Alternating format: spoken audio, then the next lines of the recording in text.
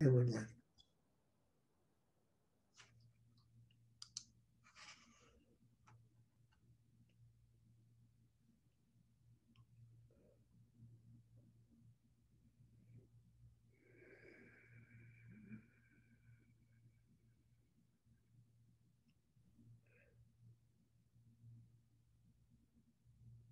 Yes, Stuart, Yes, it's Luc. I have a question.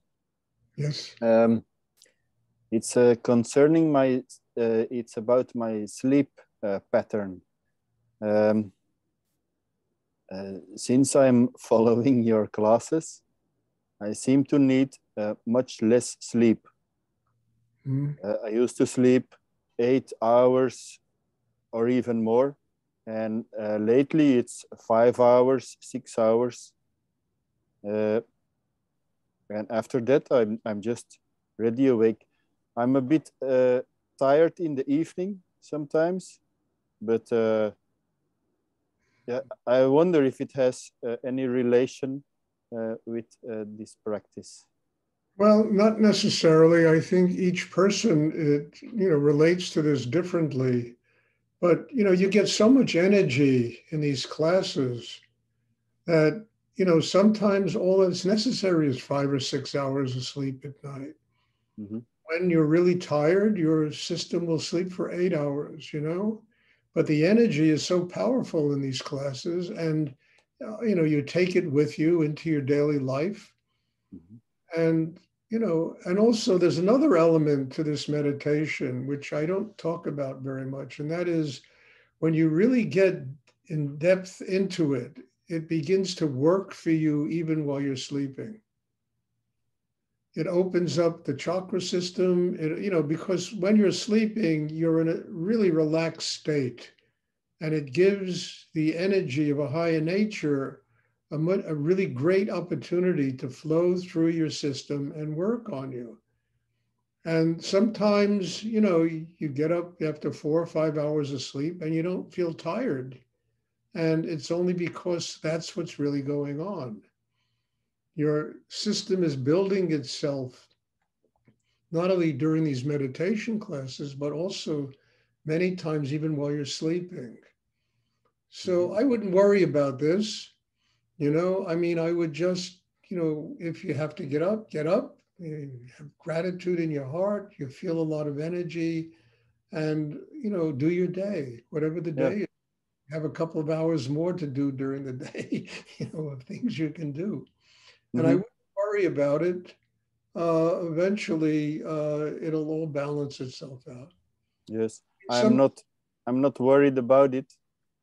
Uh, Not at all. I enjoy it. I'm grateful for it, like you say, and I find it also very easy to meditate in the morning. uh, So I take the time to have a deep meditation by myself. look, sometimes I sleep 2 and 3 hours a night because what I have going through my system is so powerful. And I get up in the morning, when I get out of bed, I don't feel like I need to sleep all day. Sometimes I'm a little tired, but I'm able to do my day, whatever it is. And but sometimes 2, 3 hours, 4 hours, I'll get up and I don't feel depleted of energy because that energy works on you even sometimes at night. You're relaxed, it can really flow through your system. Mm.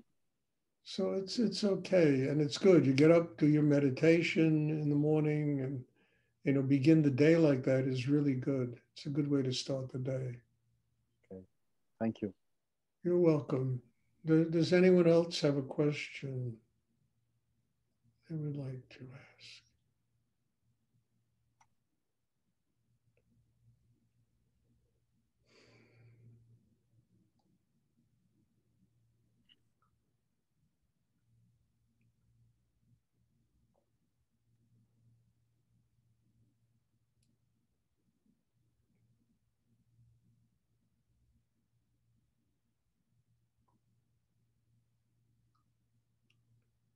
I remember once sitting with my teacher, Rudy, and he said to me, the one thing that life will not take away from me is unconditional love and being a happy person.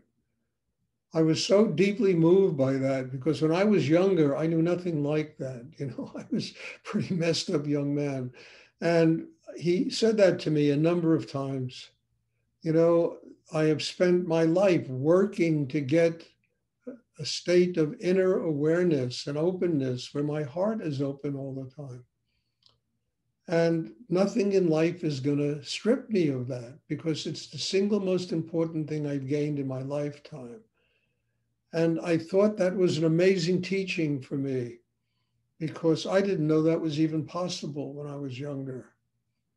But then I realized years of work and inner effort, it brings about, what they call a state of ananda, a state of openness like that, of love, of sweetness, and it's possible to attain that. I mean, based on what I was like when I was 20, 25 years old, if that kind of inner awareness could come to me, it could come to anybody.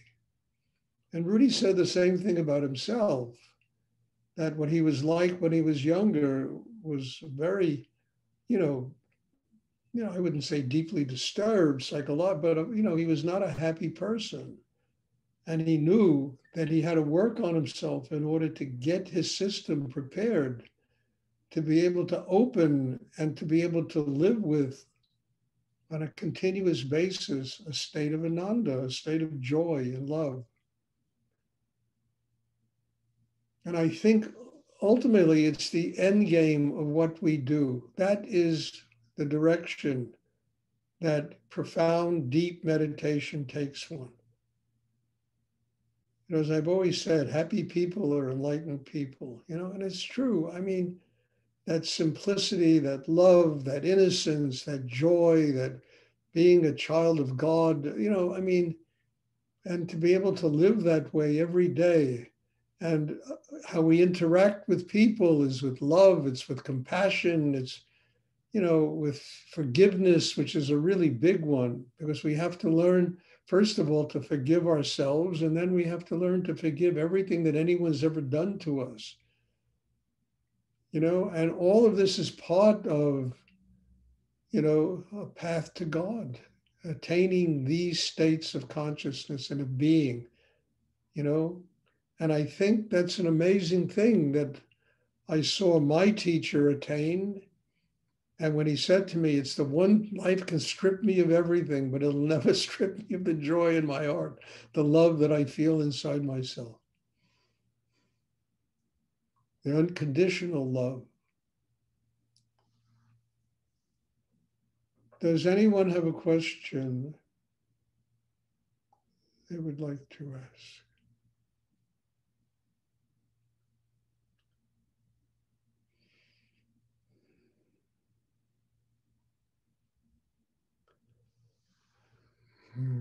Okay, if there are no more questions, then, again, I always say this, you're probably tired of hearing it, but God bless you all for being here and for participating in these classes. And I mean, all these classes, are doing is helping me to grow, and I'm hopefully helping every one of you to grow. And I'm very grateful for them. So thank you. Bless you all. There'll be a class again on Thursday, and I'm looking forward to seeing you all. Bye. Thank you. Thank you, Stuart. Welcome.